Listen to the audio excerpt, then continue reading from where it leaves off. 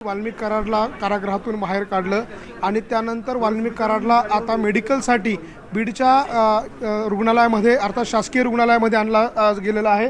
आपण बघतोय शासकीय रुग्णालयातली ही दृश्य आहे। ज्या वेळेला कारागृहातून बाहेर काढलं त्यानंतर त्याला याच कारागृहातून बाहेर काढल्यानंतर त्याला न्यायालयात हजर करण्यापूर्वी मेडिकलसाठी या जिल्हा रुग्णालयात बीडच्या जिल्हा रुग्णालयात दाखल करण्यात आलेला आहे आणि पोलिसांचा असा मोठा बंदोबस्त जो आहे तो आपल्याला दृश्यांमध्ये पाहायला मिळतोय। खरं तर वाल्मिक कराड याचा ताबा मिळवण्याचा प्रयत्न SITचा देखील असणार आहे आणि CIDचा देखील असणार आहे। यापूर्वी जसं आपण सांगितलं की CIDचे काही अधिकारी जे आहे ते देखील वाल्मिक कराड याचा ताबा घेण्यासाठी आलेले आहे। यामध्ये राज्य गुन्हे अन्वेषण विभाग अर्थात CIDचा अप्पर पोलीस अधीक्षक किरण पाटील या सुद्धा आपल्याला काही वेळापूर्वी दृश्यांमध्ये दिसल्या। त्यांच्याशी आपण बोलण्याचा प्रयत्न केला, मात्र त्यांनी या सगळ्या विषयावर बोलायचा प्रयत्न केला। वाल्मिक कराड याच्याशी देखील बोलण्याचा आपण प्रयत्न केला, मात्र त्याला देखील पोलिसांनी बोलू दिलं नाही। यामध्ये सुवर्ण 3 महत्त्वाचे अपडेट आहे, ते म्हणजे की वाल्मिक कराड काल रात्रीपासून कारागृहामध्ये आहे, मध्यवर्ती कारागृहामध्ये आहे।